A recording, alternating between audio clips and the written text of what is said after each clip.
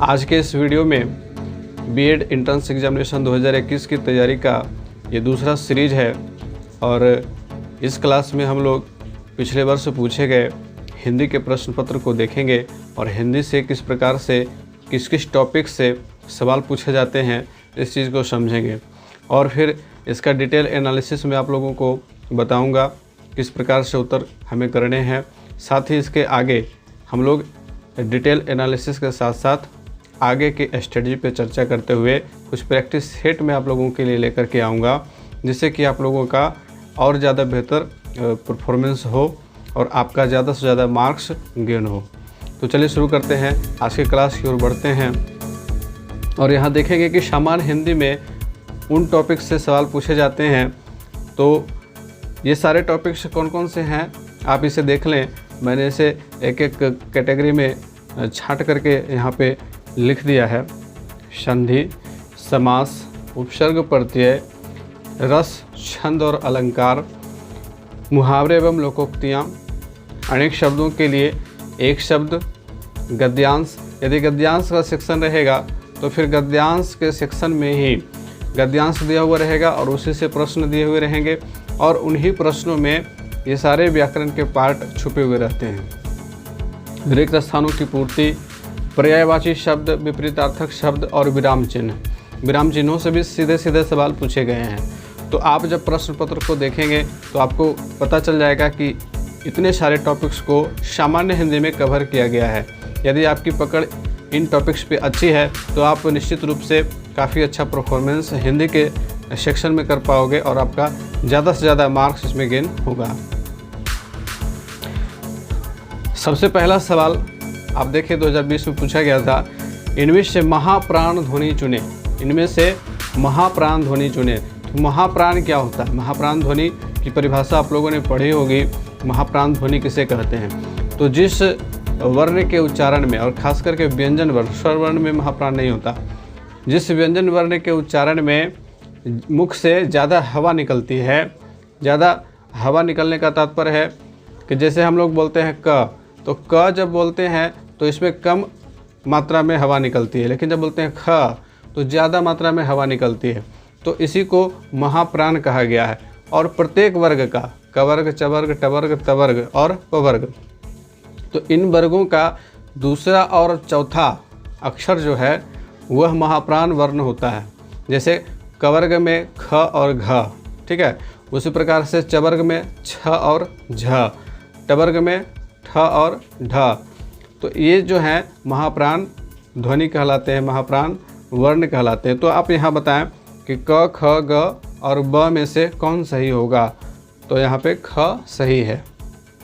इसका व्याख्या सहित उत्तर भी मैंने लिख दिया है ताकि आप लोगों को ज़्यादा परेशानी ना हो। आप इसका स्क्रीनशॉट भी ले सकते हैं और यदि आप हमारे नोट्स को PDF में डाउनलोड करना चाहते हो तो आपको बस एक ही काम करना है कि चैनल को ज़्यादा से ज़्यादा सब्सक्राइब करना है, स्प्रेड करना है और जैसे ही 5000 सब्सक्राइबर कंप्लीट होते हैं मैं ये सारे PDF नोट्स आप लोगों को फ्री ऑफ कॉस्ट प्रोवाइड करवा दूँगा।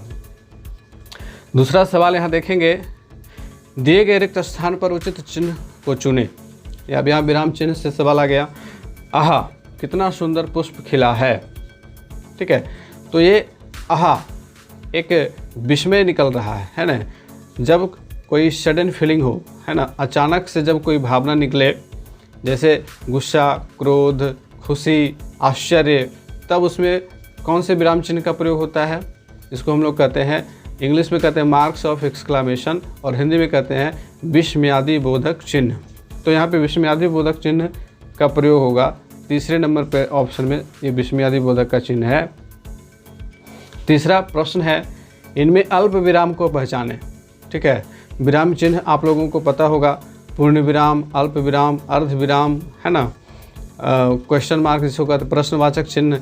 तो ये सारे विराम चिन्ह हैं और इन विराम चिन्हों में से आपको अल्प विराम चिन्ह को पहचानना है, यानी कि इसे हम लोग कॉमा भी कहते हैं। अल्प विराम को क्या कहते हैं? कॉमा। तो दूसरे नंबर में हमारा यहाँ पे कॉमा है, दूसरा नंबर हमारा सही होगा। अगला सवाल है, चौपाई के प्रत्येक चरण में कितनी मात्राएं होती हैं? अब यहाँ चौपाई से सवाल पूछा गया, ये रस, छंद, अलंकार वाला टॉपिक है। ठीक है, तो रस, छंद और अलंकार वाले टॉपिक से ये सवाल पूछा गया है। और चौपाई के प्रत्येक चरण में कितनी मात्राएं होती हैं? तो चौपाई के 4 चरण होते हैं और प्रत्येक चरण में 16 मात्राएं होती हैं। यहाँ पे हमारा बी दूसरा ऑप्शन सही है। अब अगला सवाल है, रामचरितमानस की रचना शैली क्या है?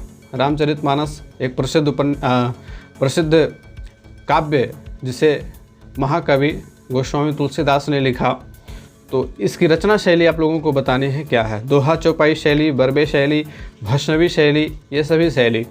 तो इसमें सही ऑप्शन है पहला, दोहा चौपाई शैली, क्योंकि जब आप रामचरितमानस को पढ़ते हो तो आपको उसमें दोहा पढ़ने को मिलता है, चौपाई पढ़ने को मिलता है। तो ये दोहा चौपाई शैली में लिखा हुआ है। और बात करें कि किस भाषा में लिखी हुई है, तो भाषा की जब बात करें तो अवधी भाषा उसका उत्तर होगा। रामचरितमानस अवधी भाषा में लिखी गई है। यहाँ पे आप व्याख्या सहित उत्तर देख सकते हो। अगला प्रश्न है, संस्कार शब्द में किस उपसर्ग का प्रयोग हुआ है? संस्कार शब्द में किस उपसर्ग का प्रयोग हुआ है? तो उपसर्ग किसे कहते हैं? तो उपसर्ग और प्रत्यय वाले टॉपिक से आप लोगों को ये सवाल पूछा जा रहा है। आप लोगों को बताना है कि उपसर्ग क्या होता है। तो उपसर्ग वह शब्दांश होता है जो किसी शब्द के आगे लग कर के उसके शब्द में, उसके अर्थ में परिवर्तन कर देता है। तो आगे लगने वाले हिस्से को उपसर्ग कहते हैं और पीछे जुड़ने वाले हिस्से को प्रत्यय कहते हैं। इस चीज़ को आप लोगों को याद रखना है। यहाँ बताना है संस्कार। तो संस्कार का जब हम विच्छेदन करेंगे तो होता है समजोड़ कार, संस्कार। यहाँ पे पहला ऑप्शन सही है, सम। ठीक है। अगला है, इनमें से कौन सा एक तद्भव शब्द है? ठीक है, तद्भव शब्द पहचानना है। शब्द के भेद, बनावट की दृष्टि से शब्द के भेद होते हैं, उत्पत्ति की दृष्टि से शब्द के भेद होते हैं, है ना। तो शब्दों के भेद के चैप्टर से आप लोगों को ये सवाल पूछा गया है। तो शब्द के भेद का आप लोगों को डिटेल एनालिसिस कर लेना है किसी भी व्याकरण की किताब से। तो यहाँ मैं शॉर्टकट में बता दूँ कि उत्पत्ति की दृष्टि से शब्द के 4 भेद होते हैं, तत्सम, तद्भव, देशज, विदेशज। आप लोगों ने भी पढ़ा होगा। तत्सम वे शब्द होते हैं जो संस्कृत के शब्दों से हूबहू लिए गए हैं और संस्कृत के अपभ्रंश रूप को तद्भव कहते हैं। यानी कि संस्कृत के शब्द जैसे कर्पूर से बन गया कपूर, तो ये कर्पूर जो है वो तत्सम शब्द है, जबकि कपूर की बात करें तो कपूर हो जाता है तद्भव। वहीं देशज शब्द स्थानीय बोलचाल की भाषा में प्रयोग होने वाले शब्द देशज कहलाते हैं और विदेशी भाषा से लिए गए शब्द विदेशज कहलाते हैं। तो यहाँ पे आपको बताना है कि कौन सा तद्भव शब्द है। चतुर्दश, चतुर्थ, 14, चतुर्थी। तो तीसरा ऑप्शन हमारा सही है, 14। यह जो है यह तद्भव शब्द है, बाकी सारे तत्सम शब्द हैं। अगला है, निम्न में से तत्सम शब्द को चुने। अब आपको यहाँ पे तत्सम शब्द चुनना है, वह शब्द जो सीधे सीधे संस्कृत भाषा से लिया गया है। तो हंसी, कपूर, आम और ओज। ठीक है। तो यहाँ पे चौथा ऑप्शन सही है, ओज। वह ओज जो है ये संस्कृत से हूबहू लिया हुआ है। अगला सवाल है, इनमें मूर्धन्य व्यंजन कौन है? मूर्धन्य व्यंजन उच्चारण स्थान के अनुसार शब्दों के वर्णों के भेद हैं। तालु वर्ण, मूर्धन्य वर्ण, ओष्ठ वर्ण, दंत वर्ण, है ना। आप लोगों ने पढ़ा होगा। यहाँ पे बताना है मूर्धन्य वर्ण कौन है। ग, घ, ज, झ, ड, ढ और प, फ। तो एक शॉर्टकट में मैं आप लोगों को बताता चलूँ कि जो कवर्ग है वह कंठ से उच्चारण होने वाला वर्ण है। ठीक है। क, ख, ग, घ, ड़। उसके बाद चवर्ग। तो चवर्ग जो है वह तालु से उच्चारित होने वाला है, च, छ, ज, झ, य। और इसके बाद है टवर्ग। तो ट, ठ, ड, ढ, न। ये मूर्धन्य वर्ण है। तो यहाँ पे ऑप्शन में आप देखोगे ड और ढ है। तो ड और ढ मूर्धन्य व्यंजन है, जबकि त, थ दंत से उच्चारित होने वाला है, प, फ ओष्ठ से उच्चारित होने वाला वर्ण है। अगला सवाल है, निम्न में से किस शब्द में आ उपसर्ग नहीं है?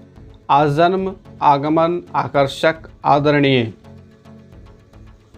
किसमें आ उपसर्ग नहीं है? तो पहला जो शब्द है आ जन्म, तो इसमें आप स्पष्ट रूप से देख सकते हो आ का प्रयोग किया गया उपसर्ग के रूप में।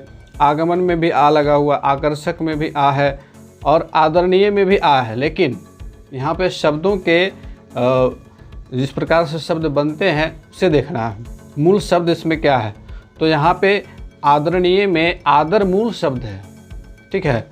और बाकी जो शब्द थे जैसे आजन्म, तो यहाँ पे जन्म मूल शब्द है। दूसरा है आगमन, तो यहाँ पे गमन मूल शब्द है। और तीसरा आकर्षक, तो इसमें कर्षक मूल शब्द है। लेकिन चौथा ऑप्शन आदरणीय में आदर मूल शब्द है, ना कि दरणीय मूल शब्द है, ठीक है। यहाँ पे आदर मूल शब्द है और अणीय प्रत्यय लगा हुआ है इसमें उपसर्ग नहीं लगा हुआ है, इसमें प्रत्यय लगा हुआ है, अणीय प्रत्यय लगा हुआ है, ठीक है। तो चौथा ऑप्शन हमारा यहाँ पे सही होगा। आदरणीय शब्द में आ उपसर्ग नहीं है। अगला है निम्न में से किस शब्द में उपसर्ग है और किस में नहीं है, ये देखना है। दशक, पराजय, लालिमा, कारीगर, किस में उपसर्ग है, ठीक है। आप लोगों को ये देखना है कि किस में उपसर्ग है। दशक, इसमें उपसर्ग नहीं है। पराजय, परा जोड़ जय, यही सही ऑप्शन है। इसमें परा उपसर्ग का प्रयोग किया गया है, बाकी सारे ऑप्शन में उपसर्ग नहीं है। अगला है अपने हाथ से स्वयं काम करो। यह अशुद्ध वाक्य है, इसका शुद्ध रूप आप लोगों को चुनना है। अपना काम स्वयं करो, अपने से अपना काम करो, स्वयं से काम करो, हाथ से अपना काम करो। बहुत ही आसान सा सवाल, पहला ऑप्शन सही होगा, अपना काम स्वयं करो। बहुवचन में चिड़िया शब्द क्या होता है, चिड़िया का बहुवचन होगा यहाँ पे, पहला ऑप्शन ही सही है, चिड़िया। बहुत ही आसान सा सवाल था ये। कुछ बहुत ही आसान से सवाल होते हैं और कुछ कठिन सवाल होते हैं। स्टैंडर्ड ढंग से इस प्रकार का आप लोगों को प्रश्न पत्र में पैटर्न मिलेगा कि कुछ सवाल काफ़ी आसान होंगे जिसे आप देखते के साथ बना दोगे, लेकिन कुछ सवाल को आपको सोचने पर मजबूर कर देगा कुछ सवाल।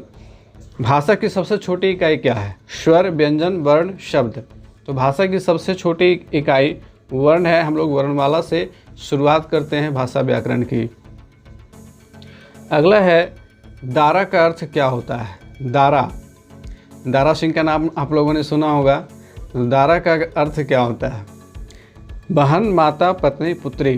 तो इसमें तीसरा ऑप्शन सही है, दारा का अर्थ पत्नी होता है, ठीक है। तो इस प्रकार से आप लोगों ने देखा कि ये 15 प्रश्न यहाँ पे पूछे गए थे पिछले साल, जिसका हम लोगों ने डिटेल एनालिसिस किया। क्लास जारी रहेगी, सीरीज आते रहेंगे, आप लोग इसी प्रकार से बने रहेंगे हमारे साथ। इसके बाद में प्रैक्टिस सेट भी लेकर के आऊँगा। तो मिलते हैं फिर से अगले वीडियो में, तब तक के लिए goodbye, thank you, take care.